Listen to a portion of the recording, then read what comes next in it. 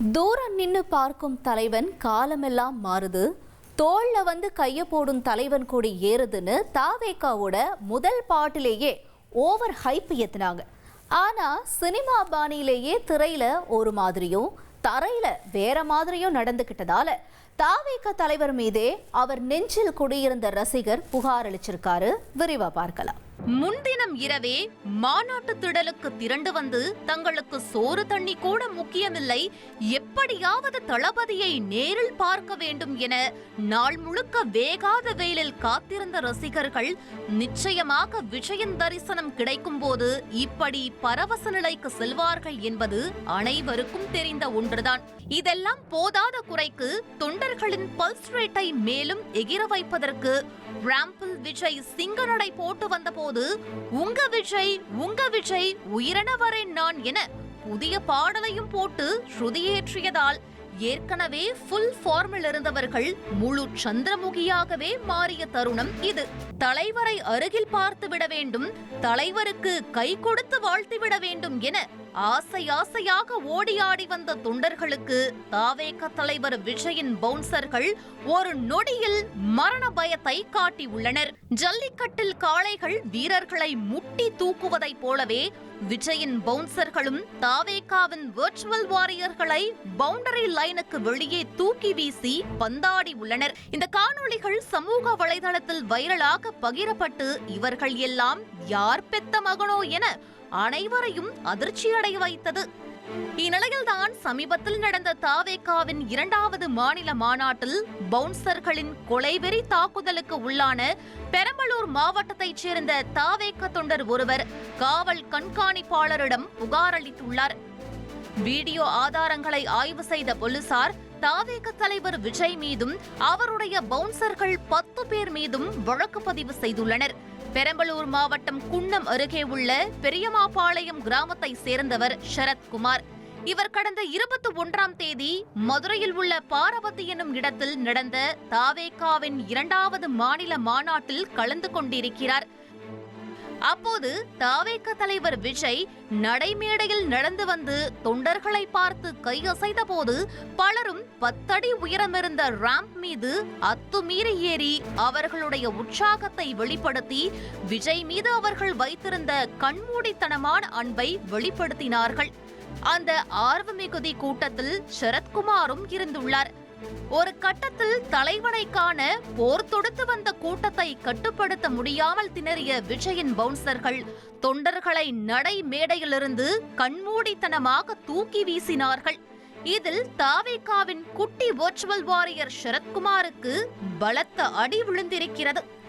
பார்க்கணுங்கிற ஆசையில் கிட்ட போகும்போது அவர் சுற்றி இந்த பவுன்சர் வந்து என்னை தூக்கி கீழே கடாசிட்டாங்க. நான் சுதாரிச்சுக்கிட்டதுனால கம்பியை பிடிச்சி தொங்கிக்கிட்டேன். அதனால் மனசு ரீதியாகவும் உடல் ரீதியாகவும் எனக்கு சில காயங்கள் ஏற்பட்டிருக்கு. இதுக்கு முன்னாடி வந்து ஒரு வீடியோ போட்டிருப்பேன், அது நான் இல்லை, அது வேறு பையன் அப்படின்னு சொல்லியிருப்பேன். நம்மளால் கட்சிக்கு எந்த ஒரு கெட்ட பேர் வந்துடக்கூடாது அப்படின்னு தான் அந்த வீடியோ போட்டிருந்தேன். என்னை கட்சி தலைமையிலேருந்து எனக்கு யாரும் ஃபோன் பண்ணி எதுவும் விசாரிக்கவும் இல்லை, எதுவும் பண்ணவும் கிடையாது. சம்பவம் நடந்து கிட்டத்தட்ட 1 வார காலமாகியும் சரத்குமார் நெஞ்சு வலி மற்றும் உட்காயங்கள் ஏற்பட்டிருந்ததால் அவர் தொடர்ந்து அவதியுற்று வந்திருக்கிறார். இதற்கிடையே சரத்குமாரை தாக்கிய காணொளிகள் சமூக வலைதளத்தில் வைரலாக பகிரப்பட்டு அது அவருடைய தாயின் கவனத்திற்கு சென்றுள்ளது. பெத்த புள்ளைய பவுன்சர்கள் தாக்குவதை பார்த்ததும் அதிர்ந்து போன சரத்குமாரின் தாய் தாவேகா நிர்வாகிகளிடமும் ஊடகத்திடமும் முறையிட்டிருக்கிறார்.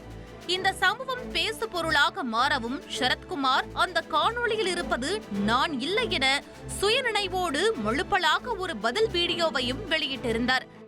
மதுரை மாநாட்டுக்கு நான் போயிருந்தேன். என்னை யாரும் டச் பண்ணவும் இல்லை, என்னை எதுவும் டிஸ்டர்ப் பண்ணல, எங்கேருந்து தூக்கி கடாசில் என்னை யாரும் அடிக்கவும் கிடையாது. இது என்னுடைய சுயநினைவோட தான் நான் சொல்லிக்கிறேன், இதை யாரும் நம்ப வேணாம். இதேபோன்று மற்றொரு தொண்டரும் பவுன்சர்களால் தாக்கப்பட்டது குறித்து தாவேகா தலைவருக்கு ஆதரவாகவும் ஒரு வீடியோ வெளியிட்டிருந்தார். இந்நிலையில்தான் சரத்குமாரின் தாய் தன்னுடைய மகனுக்கு நடந்ததைப் போல மற்றவர்களுக்கு நடக்க கூடாதென காவல் நிலையத்தில் புகார் அளிக்க வேண்டும் என முடிவெடுத்துள்ளார். சார் 10 பேர் ஃப்ரெண்டு சேர்ந்துக்கிட்டு எங்களுக்காக சொல்கிறா, கட்சி மானம் போயிடும், விஜய் மரியாதை போயிடும், இது ரொம்ப இது என்ன நியூஸில் போயிடுச்சு, நீ மாற்றி சொல்கிறா அப்படின்னு சொன்னால் அப்புறம் ஏன் சார் அவன் சொல்லமாட்டான்? அப்போ நீ இப்போ சொல்லியிருக்கிற, இது இப்போ நீ அவன் சொன்னது உண்மையாடா, நான் சொன்னது உண்மையாடா பொய்யாடா அப்படின்னு சொல்லும்போது 2 நாள் அவனாவே உள்ளுக்குள்ளே மாத்திரை வாங்கிட்டு வந்து சாப்பிட்டுட்டு வீட்டுக்குள்ளே படுத்துருக்கான். கேளுங்க, சாப்பிட கிடையாது நேற்று பொழுது நிற்கும். அவன் குற்றம் உணர்ச்சியில் அவன் தப்பு பொய் சொன்னாங்கிறதுனால அவன் நேற்று பொழுதுனிக்கு வெளியவே வர கிடையாது. இந்த சம்பவம் தொடர்பாக பாதிக்கப்பட்ட சரத்குமார் காவல் கண்காணிப்பாளர் அலுவலகத்தில் முறைப்படி புகார் அளித்துள்ளதை தொடர்ந்து நடிகர் விஜய் மீதும் அவருக்கு பாதுகாப்பு கொடுத்த 10 பவுன்சர்கள் மீதும் வழக்கு பதிவு செய்யப்பட்டுள்ளது. மனுஷனோட உயிரா சார்? என்ன சார், ஒரு பொம்மையா, ஒரு குப்பையா? சொல்லுங்க சார். எவ்வளோ ஒரு ஆசையா விஜய் மேல ஒரு ஆர்வமாக தானே அவன் போயிருக்கான். அவன் உறுப்பினர்காரரை எடுத்து வச்சுக்கிட்டு இந்த எங்கள் ஊர் பங்குனி உத்திரம் தேர் நடந்துச்சு. எனக்கு தெரியாமல் 2000 ரூபா கடன் வாங்கி 3-4 பேனர் விஜயை போட்டு போட்டா போட்டு கட் அவுட் வச்சிருக்கான். ஏப்பா நம்ம வீட்டு சோத்து கூட அரிசி இல்லாமல் நம்ம கஷ்டப்படுறோம், காசு ஏதுறாங்கிறான் ஒரு எங்கள் நாத்தனார் வீட்டுக்காரரு. அவங்ககிட்ட 2000 ரூபா பணம் கடன் வாங்கி இவன் 3 பேனர் வச்சிருக்கான். விஜய் போட்டு இவன் கட் அவுட் அடிச்சு வச்சிருக்கான், எங்கள் சின்ன பையன் இவனையும் போட்டு.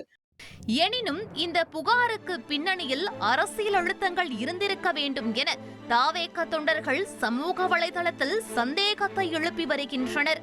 இப்போ நீங்களாவே யோசிச்சு பாருங்க சார். இப்போ நான் எங்க பேசினாலும் நான் தனியாக தான் பேசியிருக்கேன். எனக்கு பின்னாடி யாராவது இருக்காங்களா, இல்லை யாராவது சொல்லி கொடுத்துருக்காங்களா, இல்லை எந்த கட்சிக்காரங்களா என் ஃபோனுக்கு ஃபோன் பண்ணியிருக்காங்களா அப்படின்னு கூட பாருங்க. இதே என் பையனுக்கு அந்த விஜய் கட்சியிலேருந்து எத்தனை பேர் ஃபோன் அடிச்சிருக்காங்க, பேசியிருக்காங்க, திரும்ப உங்கள் அம்மாவுக்கு எதிராக பேசு அப்படின்னு என் பையனுக்கு சொல்லி கொடுத்துருக்காங்க.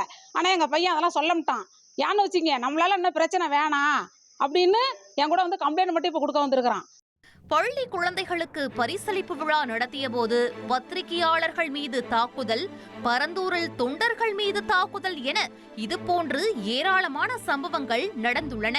கடந்த மே மாதம் விஜய் தாவேக தலைவராக இல்லாமல் அவருடைய தொழில் நிமித்தமாக சினிமா ஷூட்டிங்கிற்காக வந்திருந்த போது ஏர்போர்ட்டில் அனுமதி பெறாத ஒரு ரோட் ஷோவே நடந்தேறியது. அப்போது விஜயின் வாகனத்தை ரசிகர்கள் பின்தொடர்ந்து சென்றபோது போலீசார் அவர்களை லேசான தடியடி நடத்தி கண்டிக்க வேண்டிய சூழல் உருவானது. அப்போது இதே ரசிகர்கள்தான் காவல்துறையினரின் அராஜகம், ஆளும் கட்சியின் அடக்குமுறை என ஆளாளுக்கு முட்டு கொடுத்து சமூக வலைதளத்தில் அளந்துவிட்டனர். ஆனால் தாவேக தலைவர் விஜயின் பவுன்சர்கள் தொடர்ந்து இதுபோன்று பாசத்தோடு வரும் தொண்டர்களை பந்தாடும் போது மட்டும் தாவேக தொண்டர்கள் அதனை கண்டும் காணாதது போல உள்ளுக்குள்ளேயே அடக்கி வாசித்து விடுகின்றனர். விஜயின் நெஞ்சில் குடியிருக்கும் வர்ச்சுவல் வாரியர்ஸ்களின் இந்த முன்னுக்கு பின் முரணான செயலை பார்த்து what bro, this is very very wrong bro என நெட்டிசன்கள் கமெண்ட் செய்து வருகின்றனர். இனி செல்லும் இடமெல்லாம் செய்தி. தந்தி டிவியின் வாட்ஸ்அப் சேனலை ஃபாலோ பண்ணினா செல்ல இருக்கும் இடமெல்லாம் செய்தி. இதோ QR கோட், இப்பவே ஸ்கேன் பண்ணுங்க, ஃபாலோ பண்ணுங்க.